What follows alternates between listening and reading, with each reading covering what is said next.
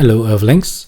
Today I wanted to show you how you can create sidechain suppression inside the Korg Modwave or multipoly. For this you will need the chaos pad, so unfortunately it won't work on the other Korg devices.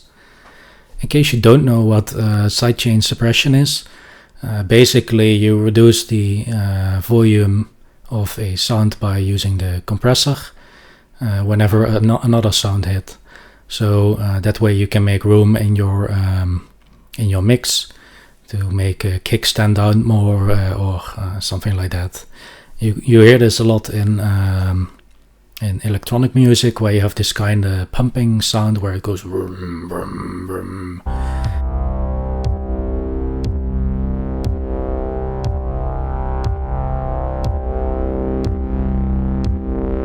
So yeah, that's what we will be making today.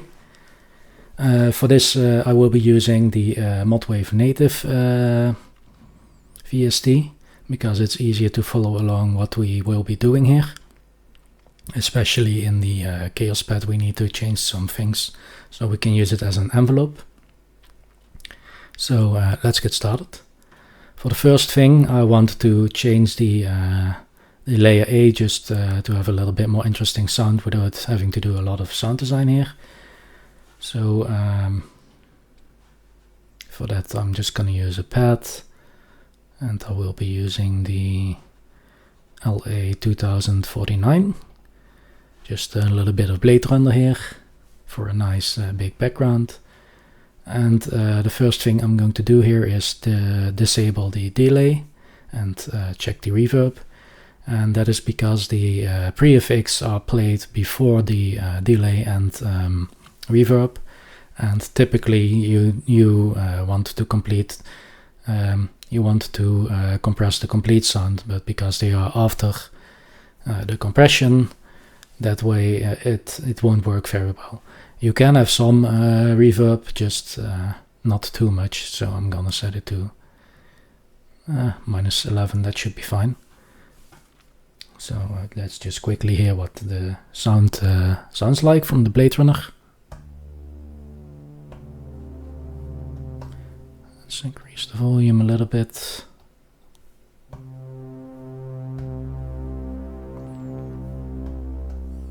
So yeah, that's good enough. So yeah, first we want to go into the chaos pad, and it depends a little bit on how you want to use the envelope, how you set this up. But basically we will be shooting the ball in the middle here from the right to the left side. Or if you want to have an attack, you can also shoot it from the middle towards the right and then bounce back. So I'm going to set the bounce on the left to -100, because we don't want any bounce back once it completed the envelope basically.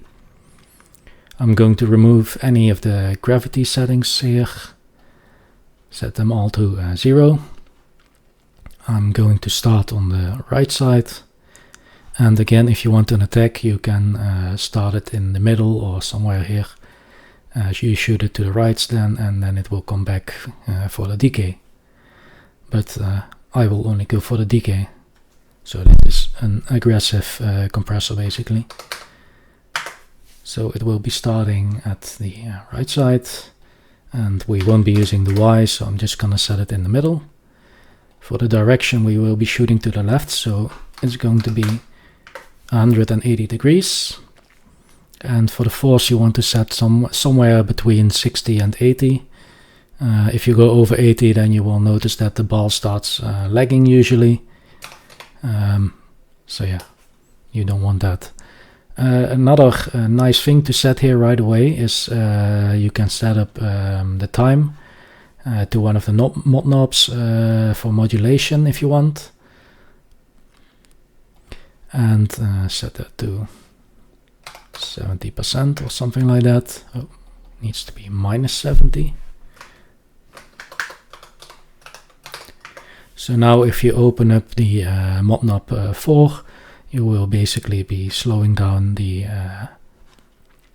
ball, so we add a longer decay time on the compressor that we will be adding shortly after this. So yeah, now we need to trigger it. And there are a few ways that you could do this. A fun way to do this is with a extra pedal, a sustain pedal. You can hook that in the back of your device, and you have to set it. I think it was somewhere in the utilities that you can actually use it here. So you can see here it's the damper, and now whenever I press it, oh, there we go, it will shoot the ball. So that's a nice way to trigger the compressor without having to use your hands. If you want to sequence it or play it on your keyboard, it depends a little bit on what sequencer or keyboard you are using.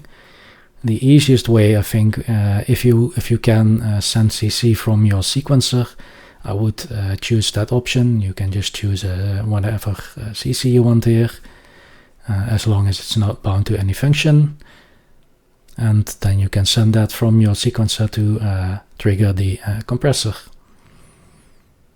If you can send CCs, you can use either aftertouch or note number.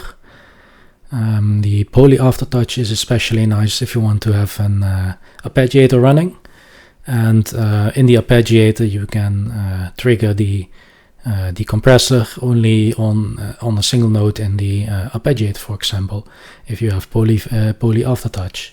So that's a really cool thing to do. And then the last good way that I found, or you can also trigger it with your mod wheel if you want, but not really a fan of that myself, but hey, up to you. Or also velocity could also work, but again, you need to be precise with playing, so not a big fan.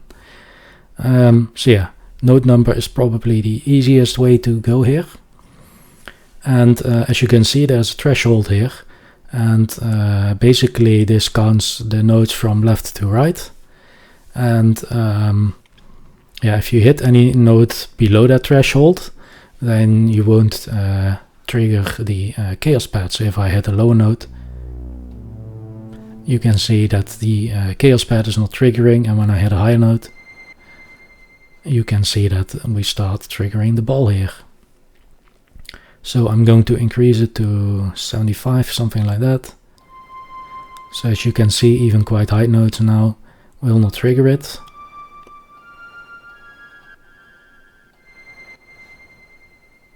So maybe 70. So yeah, the downside here is that you will be hearing the higher notes, of course. So the next thing you want to do is you want to go to zones and scales, and here you can lower the range of your keyboard.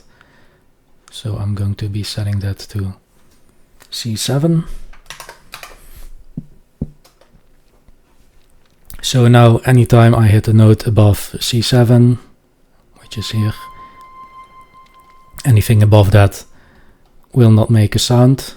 And if we go to the chaos pad, you can see that we will still be triggering the chaos pad here with the high notes. And yeah, depending on how high you need to go on your notes, you could adjust the range here. So yeah, you could even set it on just the last note, the highest note to trigger it, because I don't know many people who will use that, but hey, maybe you are the one. So yeah, that's a nice way to do it on a single keyboard. If you want to use a sequencer and you can only send one note at a time, so a mono sequencer, then you might need to use two layers here, and or not two layers, two MIDI channels. So the chaos pad will always be listening to MIDI channel 1. So if you play the pad on MIDI channel 2, and then on the other MIDI channel 1, you can trigger the chaos pad with the high notes. So on MIDI channel 1 you can still play, MIDI channel 2 you can play the whole note range, so you don't have to set the limit there, and then the chaos pad can still trigger from MIDI channel 1. So that's a nice way to get the full range and use with a sequencer. So if you saw my video the other day, that's basically what I did there.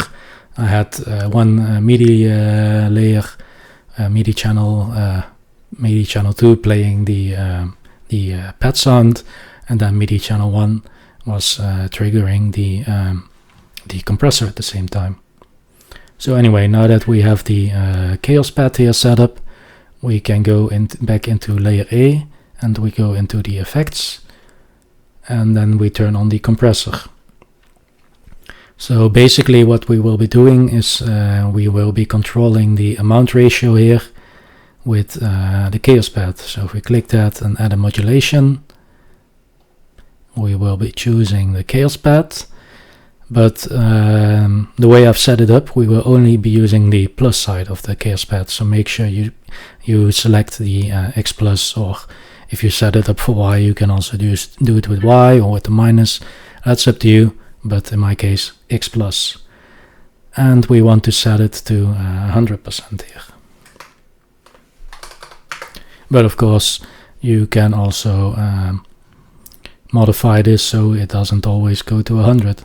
So if you want, you can if you want, you can also put extra mod knob here to control how much you are compressing. So you don't always have to go for the 100% here. And now the last thing we want to do is the compression will sound a lot nicer if you have some extra gain. So especially on the multipoly, you can use the drive there, but on the Modwave, since we are already using the pre-effects here as a compressor, we can't add the amps. So instead we will just be adding some gain here. So I'm going to set that to plus 18. And as you can see, the macro knob is also adjusting this to make up for the compression a little bit. That's why we don't go all the way here. So yeah, let's go back and hold the note. So if we hold the note now and then we hit a high note,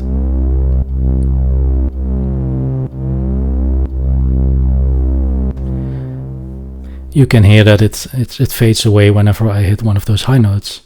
So that's basically how we can use the sidechain compression inside the Modwave and multipoly. So I hope you enjoyed this tutorial, and see you the next time.